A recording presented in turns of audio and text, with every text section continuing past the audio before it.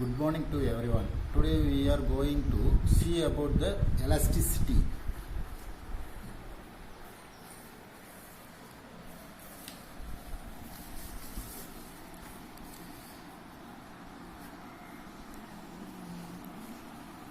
Which is first question, which is elastic material? Elastic material என்னன்னு கேக்குறாங்க. கொடுத்திருக்கிற நாலு இதுல elastic material என்னன்னு கேக்குறாங்க. Nylon, polyester, celluloid, polycarbonates. இதில் வந்து நாலுல nylon தான் elastic material. A is the correct answer. Next, which is the thermoplastic material?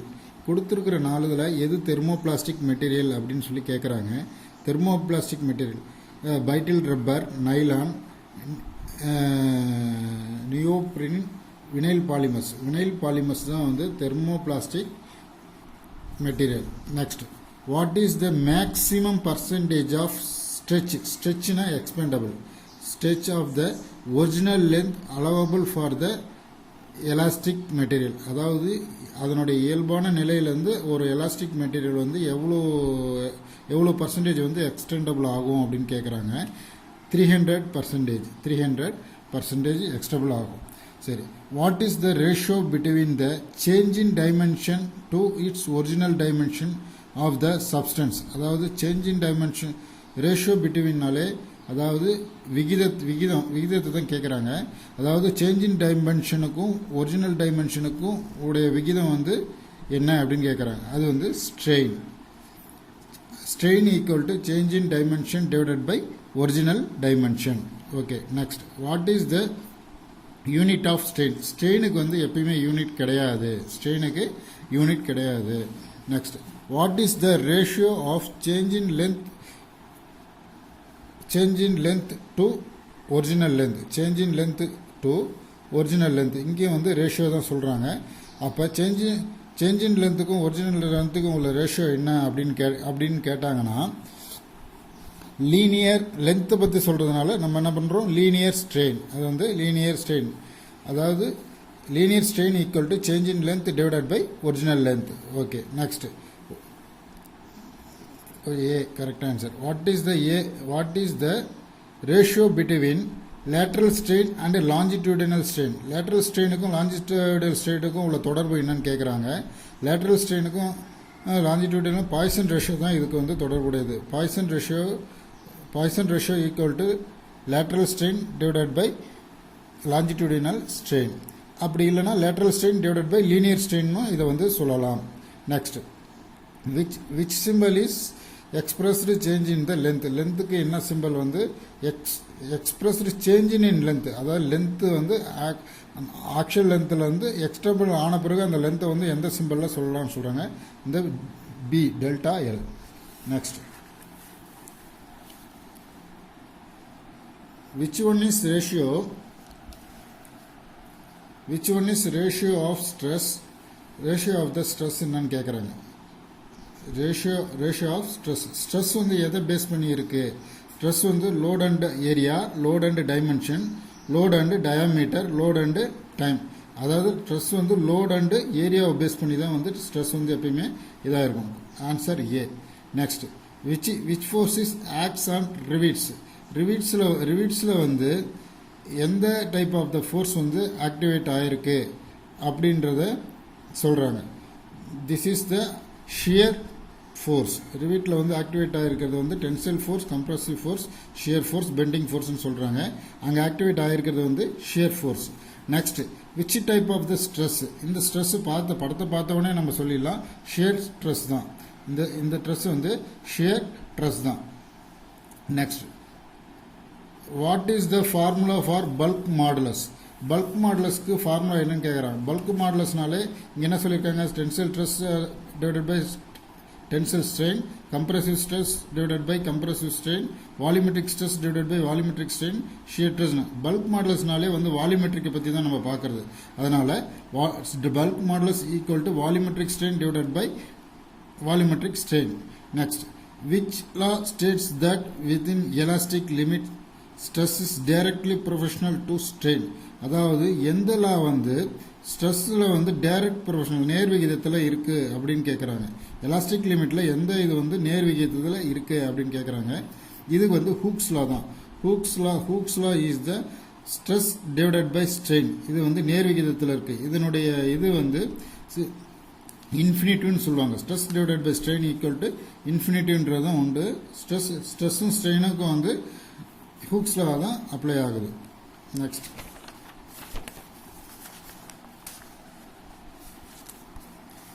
Next question, what is the name of the point C? சரி, இதை வந்து கொஞ்சம் நம்ம பிரீஃபாக பார்க்கலாம்.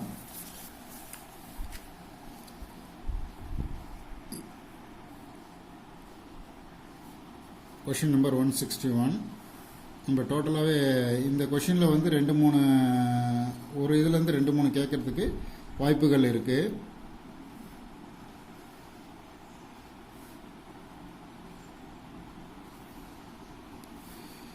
இந்த எட்ஜ் 0 பாயிண்டில் தான் இது வந்து மிட் ஆகுது. இது வந்து எக்ஸ் ஆக்சிஸ், இது வந்து ஒய் ஆக்சிஸ், இது வந்து ஏ பாயிண்ட், இது வந்து பி பாயிண்ட், இது வந்து சி பாயிண்ட், இந்த டாப் எண்ட் வந்து டி பாயிண்ட், இது வந்து இ பாயிண்ட், இது வந்து இ பாயிண்ட். சரி, இப்போ இது வந்து ஸ்ட்ரெஸ், இது வந்து ஸ்ட்ரெயின், இது வந்து ஸ்ட்ரெயின். இப்போ ஸ்ட்ரெஸ்ஸும் ஸ்ட்ரெயினும் வந்து இந்த ஆக்சிஸில் வந்து இன்க்ளைண்டாக ஏ இருக்கும் போது இது வந்து நேர்விகிதத்தில் இருக்குது. இந்த நேர்விகிதத்தில் இது வந்து இந்த ஹூக்ஸ் லா, நம்ம ஹூக்ஸ் லா விதியை பற்றி பார்த்தோம்ல, இந்த ஏ பாயிண்ட் அந்த நேர்விகிதத்தில் இன்க்ளைண்டாக போயிட்டுருக்கு. நெக்ஸ்ட் இந்த பி வந்து என்ன அப்படின்னா, இதுதான் வந்து எலாஸ்டிக் லிமிட். பி வந்து எலாஸ்டிக் லிமிட்.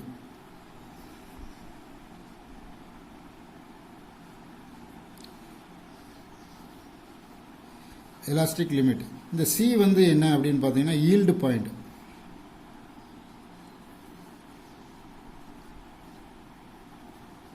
சி வந்து ஈல்டு பாயிண்ட். இது வந்து அல்டிமேட் ஸ்ட்ரெஸ். டி வந்து அல்டிமேட் ஸ்ட்ரெஸ். இ வந்து பிரேக்கிங் பாயிண்ட். இப்போ இதை வந்து நீங்கள் ஞாபகத்தில் வச்சுட்டிங்கன்னா இதுலேருந்து ஏதாவது ஒரு கொஷின் வந்து இந்த டயக்ராம் கொடுத்து ஸ்ட்ரெஸ் ஸ்ட்ரெயின் டயக்ராமில் வந்து இந்த பாயிண்ட்டுக்கு என்ன நேமு அப்படின்னு சொல்லி கேட்பாங்க. இதை வந்து நம்ம இது பண்ணிக்கலாம். இப்போ இவங்க என்ன கேட்குறாங்க, சீனுடைய இது கேட்குறாங்க. சீனுடைய இது என்னது, ஈல்டு பாயிண்ட். சி வந்து yield point. C is the yield point is the correct answer. Next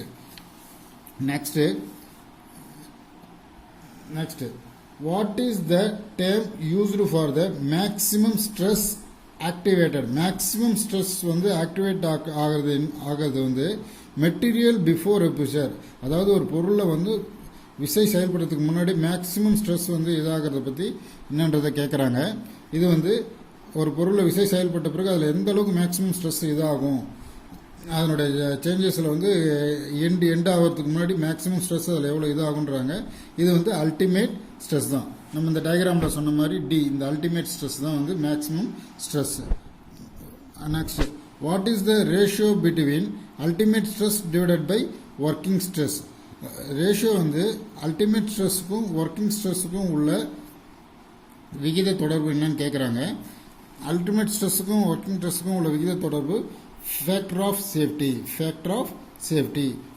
safety equal to ultimate stress divided by working stress. Next, what is the ratio of ultimate load to area to original cross section area?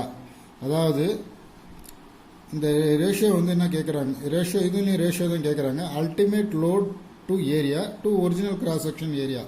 இதுக்கு வந்து ultimate stress தான். Ultimate stress equal to ultimate ஸ்ட்ரெஸ்னா ultimate load to area divided by original cross section area.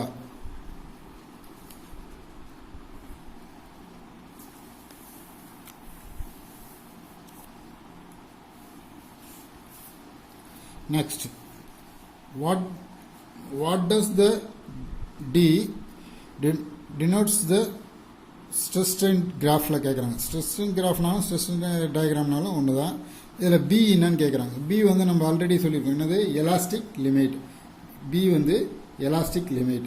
Next, what is the ratio of shear stress to shear strain? What is the ratio between the shear stress to, இதுவும் தான் சொல்கிறாங்க, ratio தான் சொல்கிறாங்க.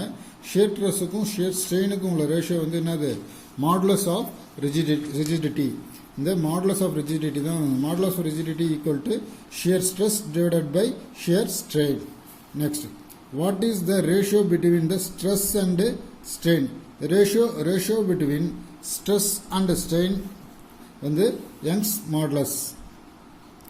modulus equal to stress divided by strain. Next, which force acts of crankshaftல எந்த விதமான force activate ஆகுதுன்னா torsional force.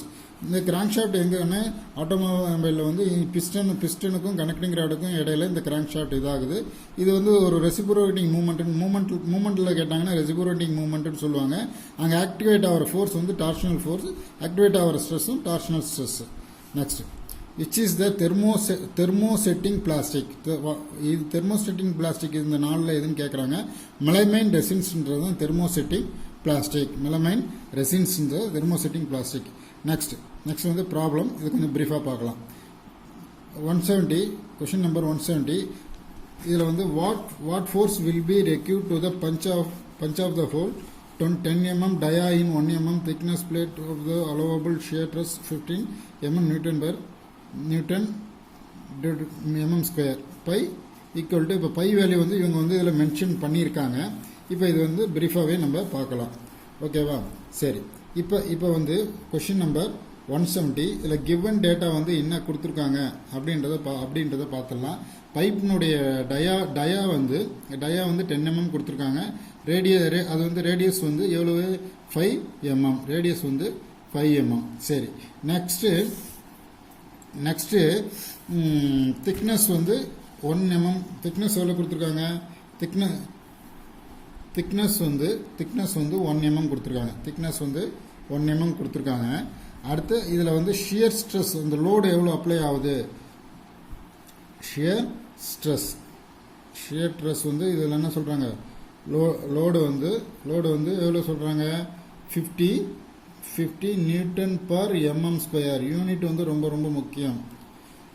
mm square. பையனுடைய value வந்து 22/7. நம்ம வந்து 3.14 கூட போட்டுக்கலாம். பட் அவங்க இதை மென்ஷன் பண்ணியிருக்கிறப்ப இந்த ஆன்சரில் வந்து பாயிண்ட் வேரியேஷனில் வந்து ஆன்சர் வரும். இந்த 4 இதில் அப்போ மேட்ச் ஆகாமல் போயிடும். அதனால் அவங்க மென்ஷன் பண்ணியிருந்தாங்கன்னா அதையே சப்மிட் பண்ணிக்கோங்க. ஃபைண்ட் என்ன ஃபைண்ட் பண்ண போகிறோம்? எவ்வளோ ஃபோர்ஸ் தான் வந்து ஃபைண்ட் பண்ண போகிறோம். ஃபோர்ஸ் தான் என்ன வருதுன்றத ஃபைண்ட் பண்ண போகிறோம். இதில் வந்து என்ன சொல்யூஷன் கண்டுபிடிக்க போகிறோம்? ஃபஸ்ட்டு ஃபோர்ஸ்க்கு வேணும். ஃபோர்ஸ்க்கு வந்து ஃபோர்ஸினுடைய formula force equal to load into cutting area.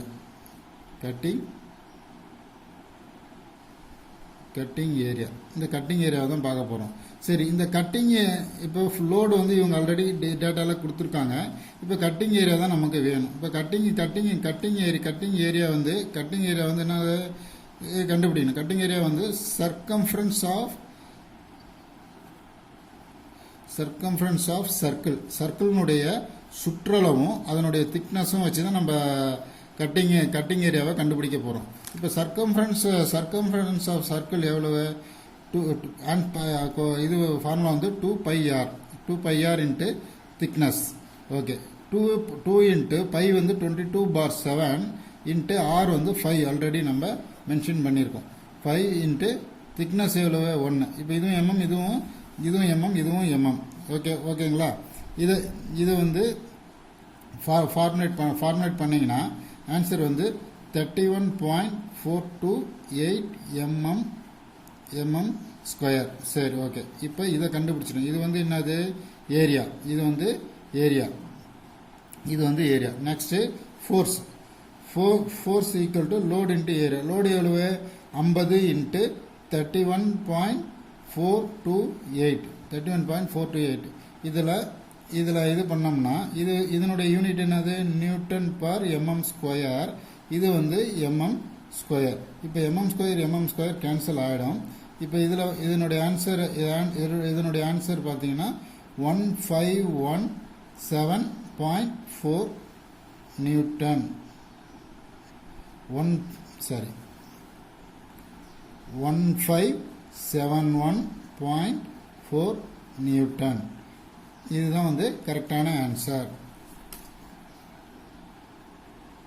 C is the correct answer. Next, what is the tensile stress tensile stress if square rod of 10 mm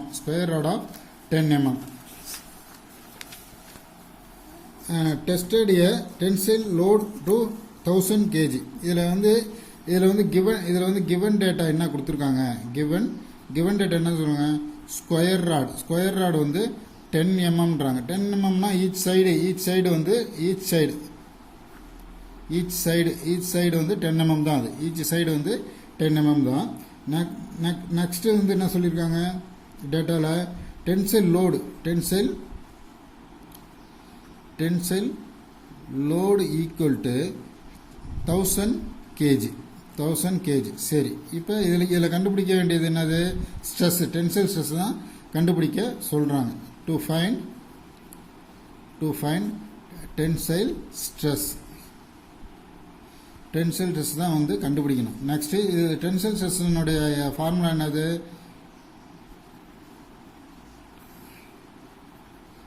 tensile stress equal to load divided by area.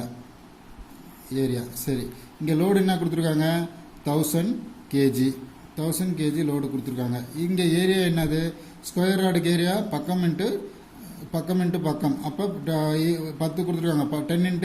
10 × 10 equal to 100. ஓகேங்களா? இப்போ 1000 kg divided by 100. இப்போ இந்த 100ல் இது ரெண்டும் cancel ஆகிடும்.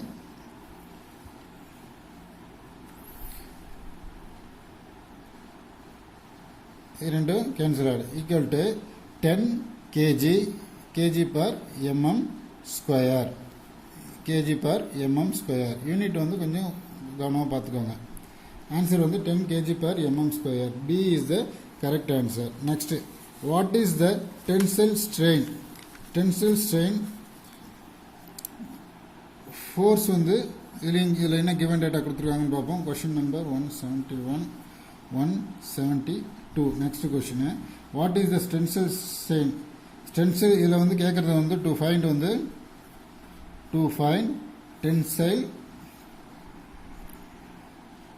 Find என்னது, tensile strain தான் கேட்குறாங்க. டென்சைல் ஸ்ட்ரெயின் கிவன் டேட்டா என்ன கொடுத்துருக்காங்க, கிவன் டேட்டா வந்து ஃபோர்ஸ் 3.2, அதாவது ஒரிஜினல் லென்த்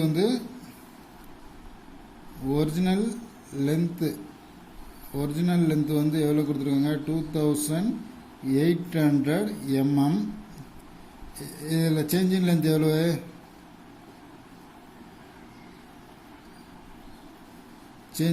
வந்து 0.5 mm. சரி, இது ஒன்றும் இல்லை, சிம்பிள் தான். இப்போ ஸ்ட்ரெயினுடைய ஃபார்முலா, டென்சைல் ஸ்ட்ரெயின் என்ன formula, tensile strain equal to change in length divided by original length. இந்த ஃபார்முலா அப்ளை பண்ண போகிறோம். சேஞ்ச் இன் லென்த் எவ்வளவு, 0.5 mm. ஒரிஜினல் லென்த் எவ்வளவு, 2800 mm.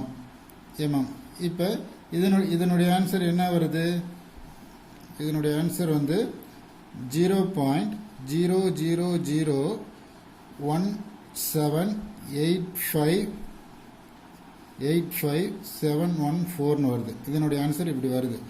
இப்போ இந்த ஆன்சர் நமக்கு இதில் என்ன ஆன்சர் வருது, 7185. இந்த 7 வந்து ரவுண்ட் பண்ணி ரவுண்டாக போட்டுக்கிறோம். 0.0001786 ரவுண்டப் பண்ணி போட்டுக்கிறோம். சரி, ஓகே. இப்போ இதில் ஆன்சர், கரெக்ட் ஆன்சர் வந்து A. Correct answer A. Next question, how much strain is developed? எவ்வளோ ஸ்ட்ரெயின் வந்து டெவலப் ஆகிருக்கு அப்படின்னு கேட்குறாங்க. இதுவும் வந்து ஸ்ட்ரெயினை பற்றின கொஷின் தான். 173. How much strain is developed?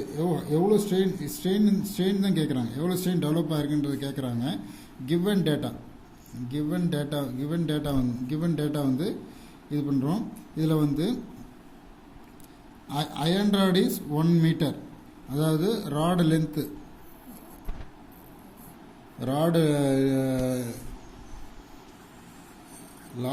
Rod length வந்து 1 மீட்டர்னு சொல்கிறாங்க.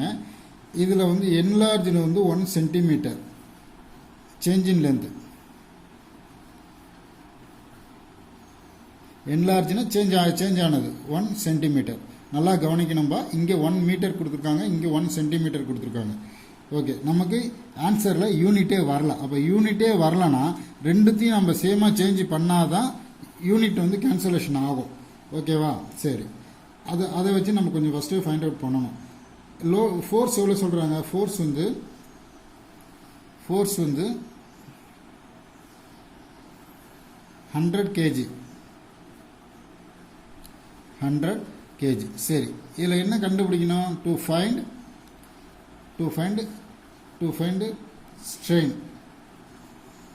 ஸ்ட்ரெயின் தான் கேட்குறாங்க. Strain equal to change in dimension போட்டுக்கலாம்.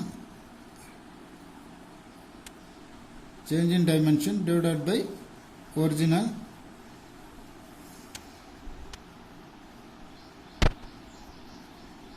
Original dimension. அதாவது ஒரு ஆப்ஜெக்டில் வந்து ஃபோர்ஸ் ஆக்டிவேட் ஆகிறதுக்கு முன்னாடி என்ன இருந்தது, சேஞ்ச் ஆன பிறகு என்ன இருக்குது, அதை தான் நம்ம இது பண்ண போகிறோம். இப்போ இது வந்து 1 மீட்டர் ஈக்குவல் டு இது சென்டிமீட்டராக மாற்றிக்கலாம். 1 metre equal to 100 centimetre. 1 metre equal to 100 centimetre. அப்போ ஒரிஜினல் லென்த் எவ்வளவு? ஒரிஜினல் லென்த் வந்து 100 சென்டிமீட்டர். சேஞ்ச் இன் லென்த் எவ்வளவு? 1 சென்டிமீட்டர். அப்போ ஆன்சர் வந்து 0.01. அப்போ B is the correct answer. Next, what is the Young's modulus? Young's modulus வந்து கேட்குறாங்க.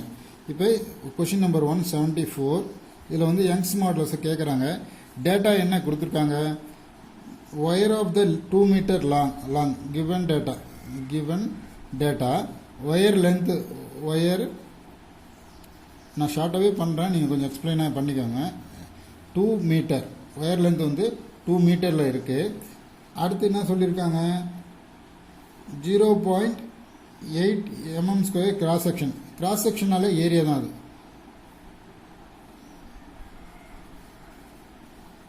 Cross section எவ்வளோ சொல்கிறாங்க? 0.8 mm².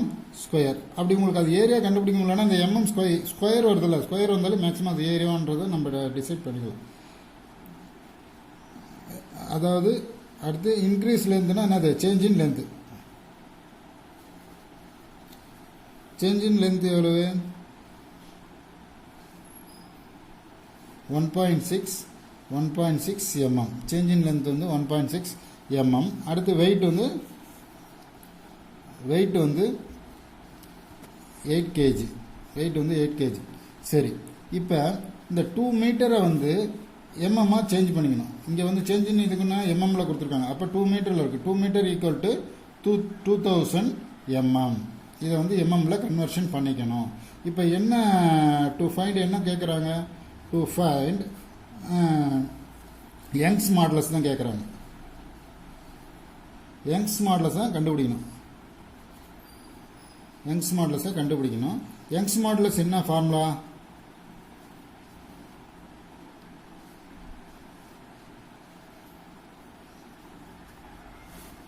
யங்ஸ் மாடுலஸ் என்ன formula? Stress divided by strain.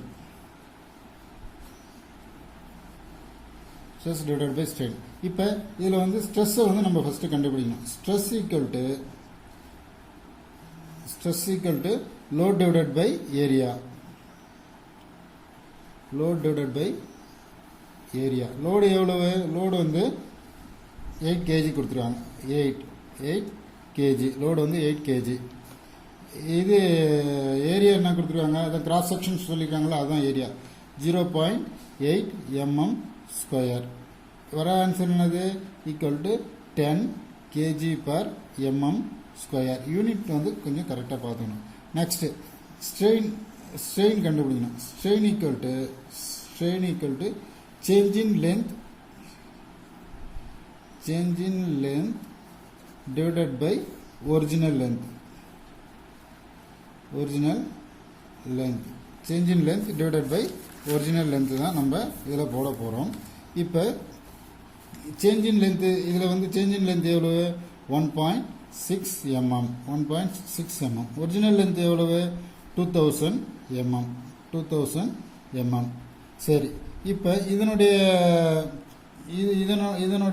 Derivation எவ்வளவு 0.008 இப்போ யங்ஸ் மாடுலஸ் தான் கேட்குறாங்க. Young's modulus equal to stress divided by strain. Stress என்னது 10 kg per mm square divided by 0.008. சரி, இப்போ இது பண்ணிட்டோம். இதனுடைய டெரிவேஷன் என்னது mm. இதனுடைய இது வந்து 12,500 mm kg per mm square. ஓகேங்களா? இப்போ 174க்கான ஆன்சர் வந்து 12,500 kg per mm square. D is the correct answer. Next, what is the safe stress if the ultimate stress of material is 35 kg per mm square? The factor of safety is 5. Factor of safety வந்து given data என்ன கொடுத்துருக்காங்க பார்ப்போம். First 175.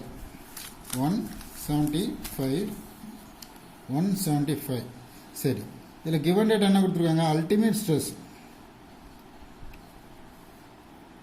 ultimate stress equal to 35 kg per mm square. Ultimate stress 35 kg per mm square. Factor of safety எவ்வளோ கொடுத்துருக்காங்க?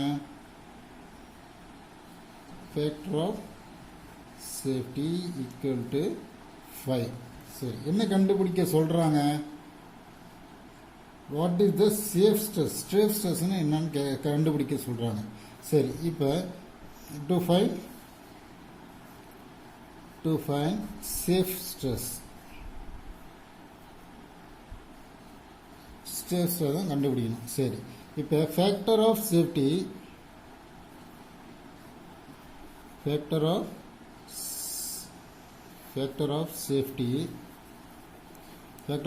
equal to ultimate stress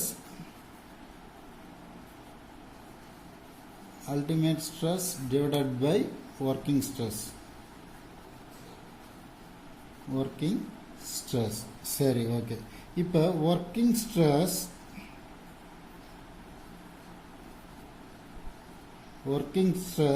equal to ultimate stress divided by factor of safety. Formula வந்து இந்த மாதிரி நம்ம conversion பண்ணிக்கலாம். அப்போ working ஸ்ட்ரெஸ்னாலும் safe ஸ்ட்ரெஸ்னாலும் ஒன்று தான். Safe stress equal to 35 divided by 5 equal to 7. 7 is the correct answer. Next, which type of stress? அதாவது இந்த படத்தில் வந்து இது என்ன டைப் ஆஃப் த ஸ்ட்ரெஸ்ன்னு கேட்குறாங்க. அதாவது இதை படத்தை பார்த்தோன்னே நம்ம சொல்லிடலாம் இது கம்ப்ரஸ் ஸ்ட்ரெஸ் தான். இதை கொஞ்சம் நம்ம என்ன எப்படின்றத சொல்கிறோம். அதாவது ஒரு ஆப்ஜெக்ட் இப்படி இருக்குது. ஒரு ஆப்ஜெக்டில் வந்து ஃபோர்ஸ் வந்து ரெண்டு பக்கத்துலேயும் சேம் டைரக்ஷனில் இப்படி ஆக்டிவேட் ஆச்சுன்னா சேம் டைரக்ஷனில் இப்படி ஆக்டிவேட் ஆச்சுன்னா இது வந்து கம்ப்ரசிவ். இதே வந்து இந்த ஆப்ஜெக்டில் வந்து எக்ஸ்டெண்ட் ஆகுற மாதிரி இது வந்து டென்சைல். இது வந்து டென்சைல் ஃபோர்ஸ். அதாவது டென்சைல் ஃபோர்ஸ்னா என்ன, கம்ப்ரசிவ்